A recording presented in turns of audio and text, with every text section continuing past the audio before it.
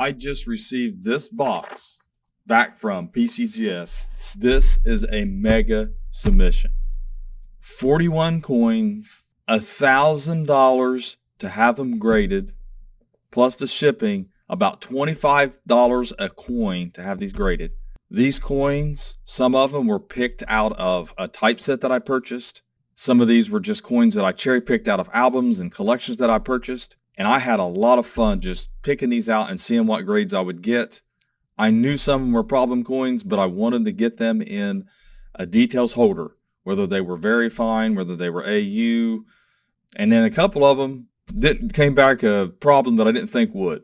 That always happens. And a lot of times when you're grading a lot of coins, being consistent with the human eye is very difficult. Basically, if I have a very, very fine details coin, I'll go to very fine 20. That'll be the price, and then discount it from there, because I think that's fair when it comes to clean coins, because I think they're pretty much anywhere almost as much as half of what they're actually worth. Problem coins are just a problem to get rid of sometimes, so you have to wholesale them basically. So let's get started. We're going to take a look at these coins. Oh, and you can see right here, piece dollars. I've got some really nice ones up on the site, cherry hand-picked. Anything that's up ungraded on the site, I've looked at and very conservative about the grade. They are stock photos, but I'll guarantee you there'll be nice coins if you buy any of our uncirculated coins. So this is how it came. And we got the packing slip. That's our submission. And then here, 3 PCGS boxes. So there's 41 coins. So there's going to be 20 and 20 and probably 1 in one of these. But we'll take them out of here and open these up.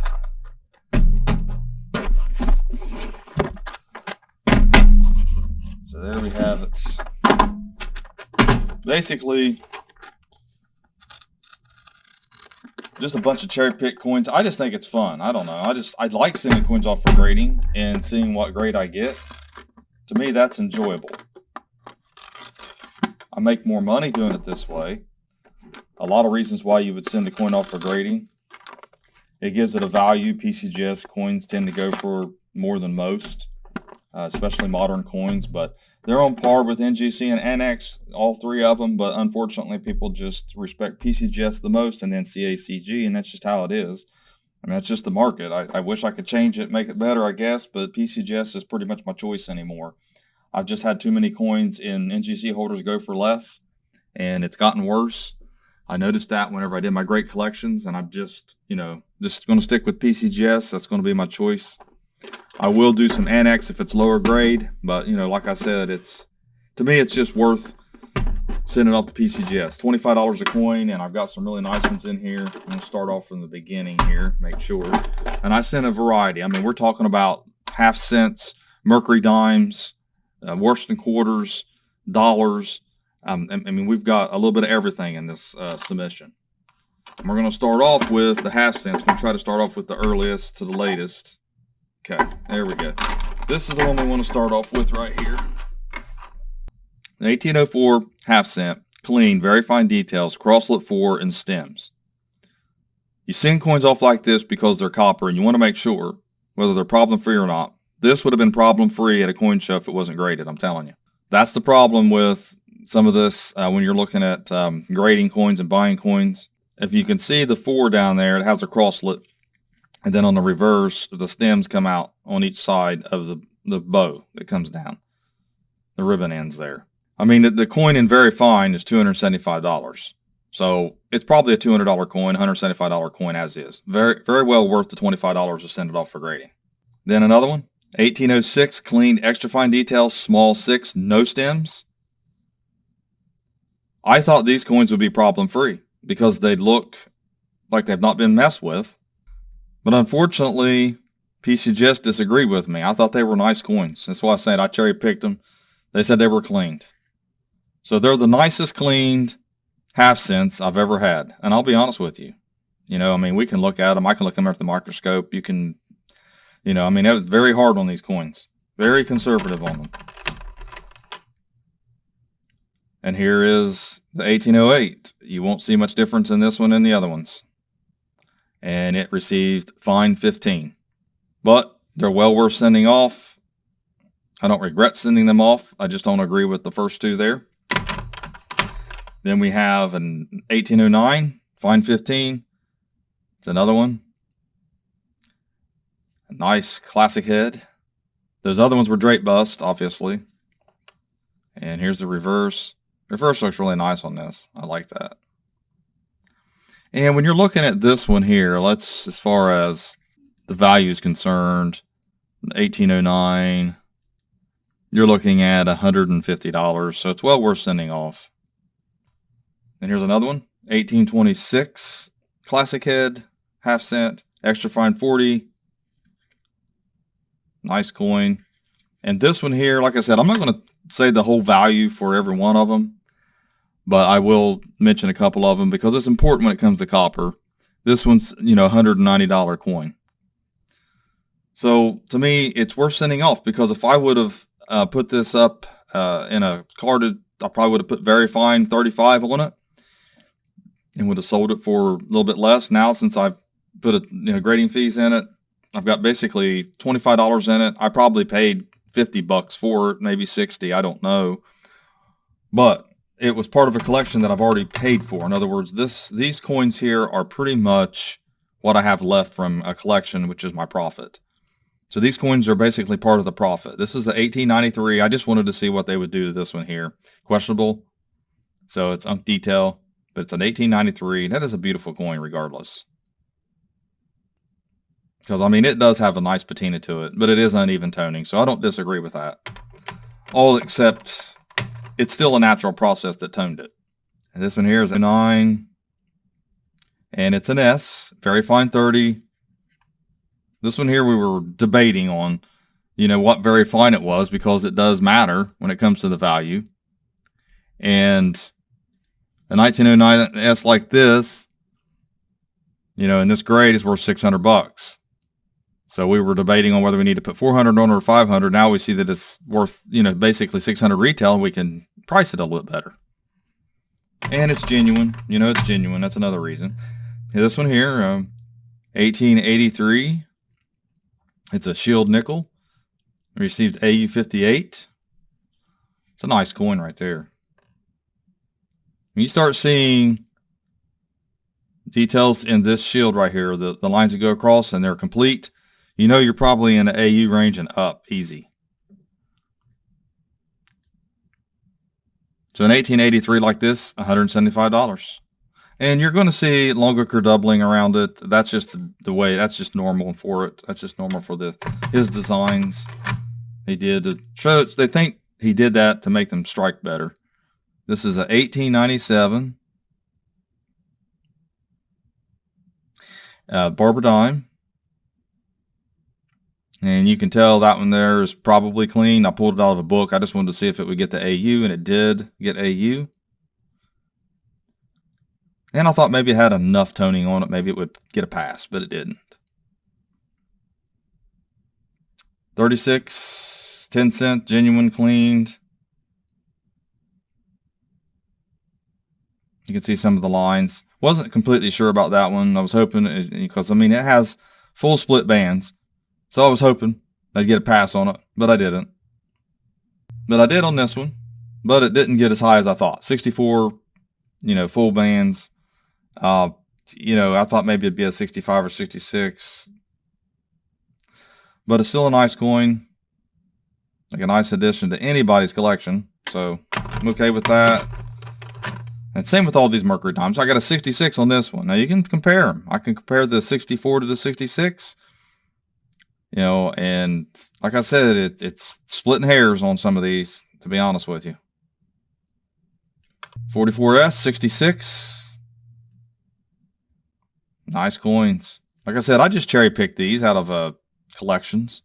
That's all I did. And some of them need to be restored. Some of them had some toning. Some of them had some discoloration. Some of them had some PVC maybe or something. It just depends. I can't remember every single one of them. But this one here received a 66 FB, which is a nice little hit right there. I believe this one here, I'll take a look at the prices on this. I'll switch over here. On the 44, in 66 FB is worth $215. So it was well worth sending off. I mean, it's a Mercury dime. If you can get 100, 150 bucks out of a Mercury dime, that's a good thing. A 45S 65. Nice coin. I like the luster. I like the finish on these. I wish they would use this finish on modern coins when they redo these. I would love to see that. This one here, Isabella.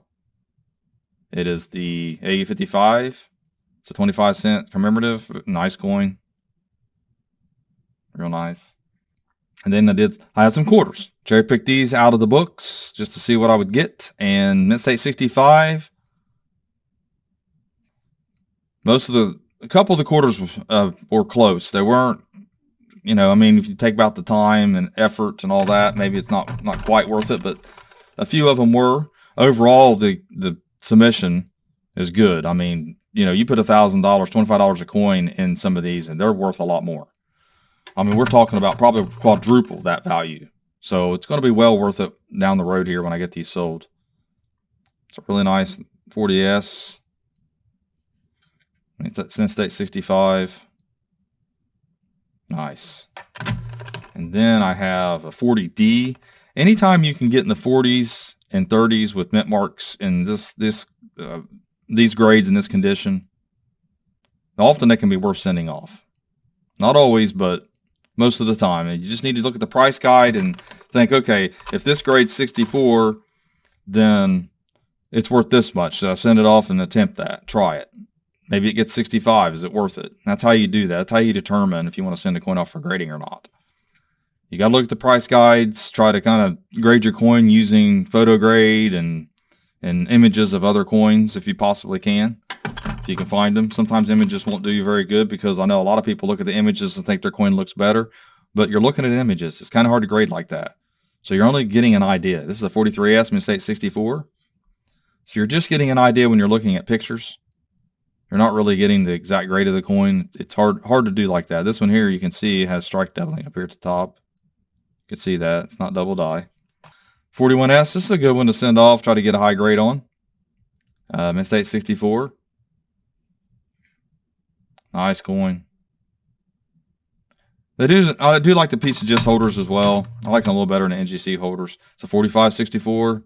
It's hoping a little bit better than 64. Always want to get 65 and better on a lot of these, especially when they're a little more common without the mint mark. So this one wouldn't have been really worth sending off. 1947, I didn't expect the wheel mark. Now that one's one of them that I missed. I missed that one. So no details on that. Didn't even think about a wheel mark. Still a nice coin though. And a 47S, Mint State 64. Not bad. It's nice. And, these coins are preserved, by the way. It's another thing. They're in albums. I don't know. I feel like sometimes you need to preserve the really nice ones. 47D, this is a beauty. It received Mint State 65. I know a lot of people ask, too, about die cracks. Well, die cracks happen a lot down in here. It's very common on a quarter because that's kind of a stress area there, right by the die cavity for the date and then the bottom of the bust. That's a common thing to see. A lot of people, when you're looking for double dies on quarters, start at the ear because there's a lot of times the ear is doubled, and then go out from there. You work your way outward. Another nice one's 46. 41 coins. It's fun. Couldn't wait to see them get graded, see what the grade was and what the results were. 46D, Mint State 65. And it's debatable whether I would have made more in an annex holder because annex holders sell for less. So I might have more in the grading fees than these, but they're going to sell for more in a PCGS holder. So I just weighed my options there on that. I hate that about Annex. I think Annex is a good grading company. I don't think they're marketing themselves right. I think their holders are holding them back. They need to get themselves out there more. And Mint State 64, actually 46S. I mean, they were the first, basically the authentication company, and then they started grading coins. But there was a lot of companies out there grading coins before PCGS and NGC. They were the first to put them in plastic holders, except for AccuGrade says they were first. There's a lot of controversy back about that. In 1904, harshly cleaned AU details. I figured it was going to be clean, but I wanted to see if it was AU. So I got the AU on it. And in a PCGS holder, So it'll sell for more than it will raw. Maybe. Hopefully. We'll see. It's still a nice coin, though. Probably could have used a little brightening since it's already a problem anyways. 1858.0. Very fine 30. Nice little seated $half. It's a beautiful coin there. So mint mark down here. You can see that New Orleans mint. Nice. When they come to a coin shop like that, they're nice coins. This one here, the reason I sent it off, anybody want to guess? Because we know it's polished. That was obvious. But it's a 76 CC and AU. So it has AU details, even though it's polished. You know what the guy said? He brought it into the coin shop. I really didn't want it. I said, I'm going to buy this extremely cheap from you because it's polished. He said, man, I know. I sent it to a jeweler, and that's what they did. They cleaned it. And I'm like, you purposely sent it to a jeweler and had them polish it for you. He said, yeah, man, I thought it'd make it look, better. And I said, you just basically took the value 50%. And he did accept my offer. It was a trade. He got some problem-free coins from me. I went ahead and sent it off being a 76cc. So probably a good auction item. We'll see if I bought it right. Here is 35S, harshly cleaned, unk details, San Diego, it's California. It's a nice coin, saying harshly cleaned. I didn't see harsh cleaning. I agree with the cleaning. I can see the lines. I'm sure you can too. But harsh? I don't know. I don't think so. But nice coin anyway. The 78 8-tail feather PCGS genuine, cleaned. So I'm kind of glad in a way because I've got a customer who needs an 8-tail feather. And since it's a problem coin, I'll be able to sell it wholesale to him. So I'll be happy about that. And it is a nice coin. It's borderline. I mean, it's real close as far as being cleaned is concerned. This is the 78 7-tail feather. They gave me unk details, reverse of 78, which is the normal reverse. But they're saying it's cleaned. So there must be one little area like over here. Well, there it is. Yeah. Just a little area like that. And it's wonderful, beautiful coin. Gets a little bit of a downgrade. 1887. It's 864. That's nice. Just your normal, nice, common coin there on that one. And 87.0, it's 862. A little better date and mint. And that's nice. Graded well. Accurately. Nice coin. Nice luster. And a 91S. AU58. I was hoping for a mint state. It's right there on the edge. A bit of rub. Probably somewhere on there they saw. A little better there, but still. Good date, mint, and grade.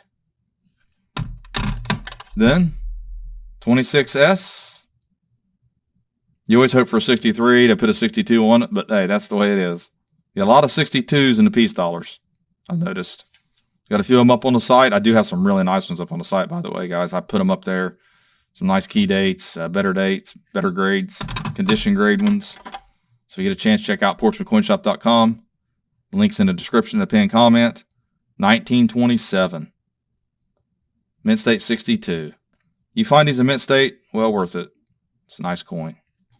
So there you have it. One of my biggest PCGS submissions I've had in a long time. 41 coins. Cost me $25 a coin. Basically a little bit over. But basically $25 a coin. Well worth it. Almost every one of these are going to go for over $25. Some of them a lot more than $25. So thanks for watching my latest video. Please like, share, and comment, and have a great day.